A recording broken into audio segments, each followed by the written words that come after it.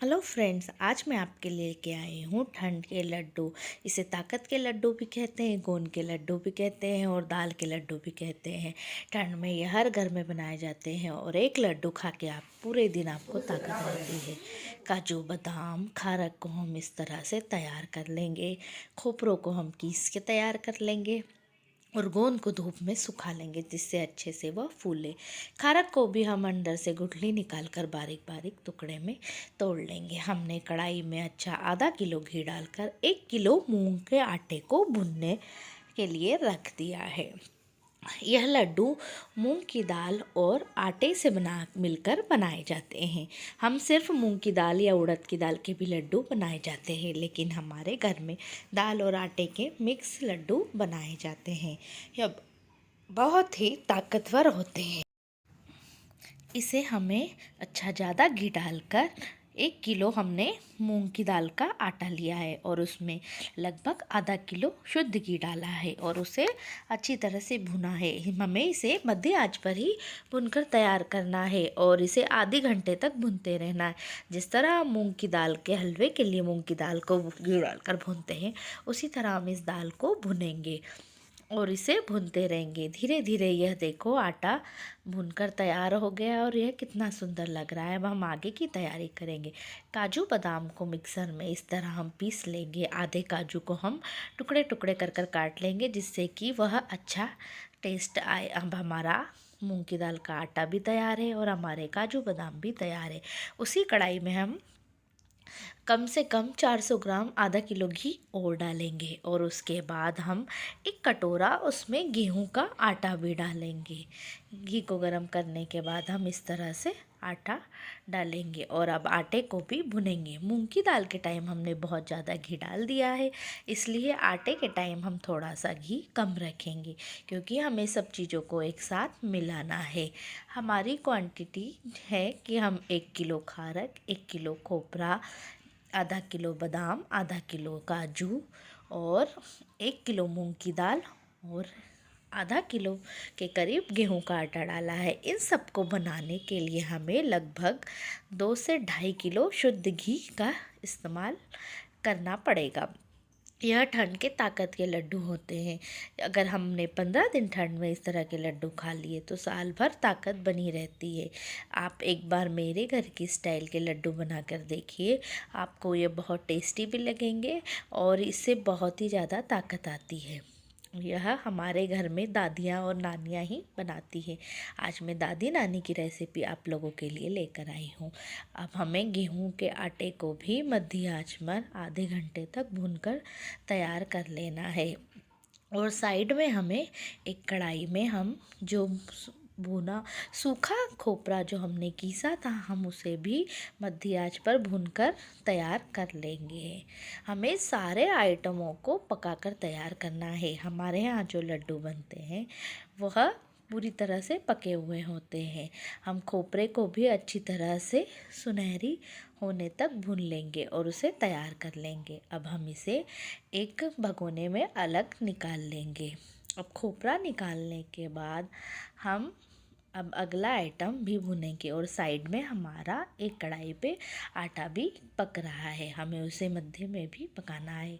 मुझे थोड़ा सा घी कम लग रहा था इसलिए मैंने घी और डाल दिया आटे में। अब कढ़ाई में वापस 2-3 बड़े चम्मच घी लेके जो खारक हमने मिक्सर में सुखाकर कूटी है उसे भी हम अच्छे से पका लेंगे और आटे को भी भूनते रहेंगे। इस साइड हमारा आटा भुना रहा है और एक साइड में हमारा खारक भी भुना रहा। खारक को भी हमें अच्छे से पका लेना है। खोपरा तैयार हो गया, खारक तैयार हो गई और दोनों आटे भी हमारे तैयार हो गए। अब हम वापस कढ़ाई को साफ़ करके उसमें घी डालेंगे और अब हम हमारे गोंद को भी इस तरह से तल तल कर निकाल लेंगे।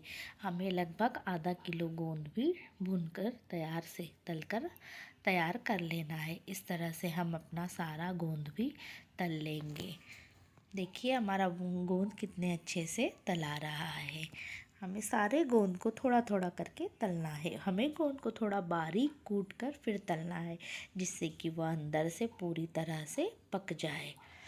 इन सब चीज़ों से मिलकर हमारे ठंड के लड्डू तैयार हो जाते हैं और हम इसमें मीठा करने के लिए शक्कर के बूरे का यूज़ करते हैं। इन सब सामान में हमें लगभग 1 किलो शक्कर का बूरा भी लगे।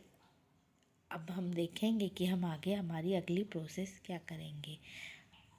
इन तरह से पूरा गोंद हमें तैयार करके रख लेना है। गोंद जितना बारीक होगा वह उतनी अच्छी तरह से फूलेगा और अंदर से कच्चा नहीं रहेगा। अगर गोंद को हम कच्चा रखेंगे तो वो हमारे दांत में चिपक जाएगा और लड्डू का स्वाद बिगड़ जाएगा। अगर यह लड्डू हम बच्चों को एग्ज़ाम टाइम में एक भी खिला देते हैं तो उनका दिमाग अच्छी तरह से चलता है। अब इसमें हमने खारक, खोपरा और गोंद और 1 किलो शक्कर का बूरा मिलाकर एक थाली में तैयार कर लिया है। देखिए, हमें इस तरह से हम उसमें बूरा भी 1 किलो शक्कर का बूरा भी मिलाकर तैयार कर लेंगे और एक अलग बड़े से भगोने में आटे को ठंडा करने के लिए रख देंगे। हमें दोनों आटे को मिक्स करके ठंडा करना है। हम गरम गरम आटे में इस मिक्सचर को नहीं डालेंगे। अगर हम गरम गरम आटे के मिक्सचर में शक्कर वाला और ड्राई फ्रूट का घोल डालेंगे तो वो पिघल जाएगा और चाशनी छोड़ देगा। हमें थोड़ा सा ठंडा होने का इंतज़ार करना पड़ेगा। और काजू, बादाम, खारक, खोपरा और शक्कर के बूरे को हमें इस तरह से हाथों से मिला कर अच्छी तरह से मिक्स कर लेना है और आटे के ठंडे होने का हमें इंतज़ार भी करते रहना है। सब चीज़ों को मिलाकर हम इस आटे में हम मिक्स करके फिर बनाएंगे। अब देखिए, हमारा लगभग आटा भी ठंडा हो गया है और इस साइड से हमारा दूसरा सामान भी पूरी तरह से मिक्स हो गया है। ये देखिए, हमारे आटे में भी कितना घी है। और इधर अब हम थोड़ा थोड़ा करके हम हमारे मिक्सचर को हमारे आटे वाले भगोने में डालकर मिक्स करेंगे। हमें थोड़ा थोड़ा करके मिक्सचर को डालना है और उसे फिर मिलाना है।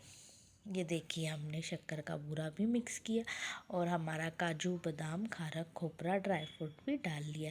इसी समय मैंने इसमें एक बड़ी कटोरी भुनी हुई खसखस भी ऐड कर दी है और स्वाद अनुसार थोड़े से किशमिश भी डाल दिए हैं। देखिए, इस तरह से हमें अपना पूरा सामान एक साथ मिक्स कर लेना है।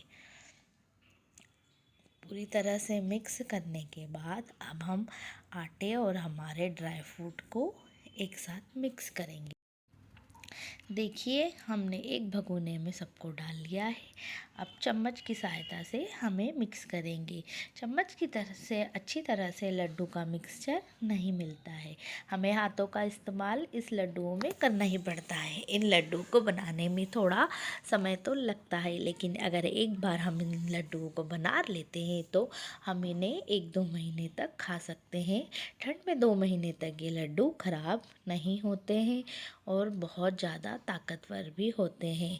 पढ़ाई के लिए बच्चों को ये लड्डू बहुत अच्छे रहते हैं। इससे दिमाग बहुत तेज़ चलता है और अलग से हमें कुछ भी करने की ज़रूरत नहीं पड़ती है।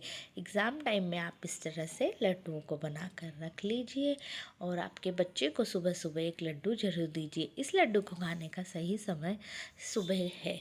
देखिए, अब हम इस मिक्सचर को 2 भागों में बांट लेंगे जिससे कि हम अच्छी तरह से मिक्स कर सकें। अब हम इन्हें अलग अलग करके अच्छे से मिक्स करेंगे और अब मिक्स करने के बाद हम लड्डू बांधना चालू कर देंगे।